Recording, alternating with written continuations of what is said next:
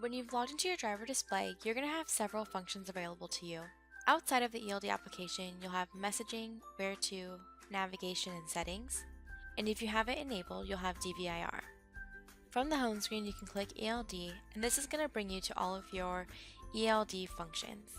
Some of your functions may include updating your trailer and manifest information. To access this information, click the hamburger button, and you'll see a drop-down where you can then select trailer, manifest, lock your screen, prepare your logs to show to a DOT inspection, or review your driver details.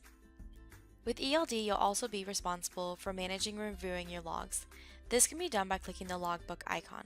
This will bring you to the driver log list, and from here you can see your last 7 or 8 days of logs depending on which regulation type you follow. You'll see this icon up here at the top, and this is going to indicate if there's any unassigned drive time for the vehicle. If there is some, you'll see a push notification, then you can click in and review the record and see if you believe it was you and add it to your logs. If your supervisor makes a suggested edit, this is where you'll see it. Icon here, you'll see a push notification, and if you click into it, you'll see the log records which they have made a suggestion, and you can click in to review the log in more detail. From this screen, you're going to see each day of your duty logs. You'll be able to see if they're signed. There'll be a check mark in the box indicating that the log has been signed, and also you'll be able to see if there's missing information. Anytime your vehicle is not able to pull down a latitude and longitude location using satellites, you'll see this missing location information here. Now please note I'm using a display that's not connected to a vehicle, and this is why through the videos you'll frequently see that my display has missing information. If you have this prompt, you can click into it and you can enter the city and state in your log to then bring your logs back into compliance. To navigate back to the ELD home screen, click the icon up here. If you drive on a team and you have co-drivers, clicking this icon will allow a co-driver to log in by clicking the plus sign, and they'll be prompted to log into the driver display. And lastly, you'll be able to manage and change your statuses by clicking this arrow icon here.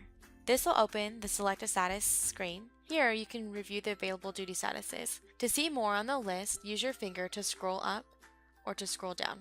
If at any time when you're changing your status you want to add a comment, click Add Comment, and this will open a screen for you to enter notes. To change your status, go ahead and click OK. For this example, I'm going to switch to yard moves. I'm going to add my comment, click OK. I'm going to click OK to confirm, and you'll see that my duty status has changed. When you change between duty statuses, you'll see a couple different things that happen. You saw a notification pop across the bottom of the screen here, and you'll see up here at the top, the status is going to change, icon will change, and also the color. If at any time I'm ever in violation, this icon will change to red, and if I'm at risk of getting a violation, it'll change to orange, giving me a visual indicator that I need to take a closer look at my hours and see what I need to do to make sure I stay in compliance. And that is a general overview of how to use the ELD display.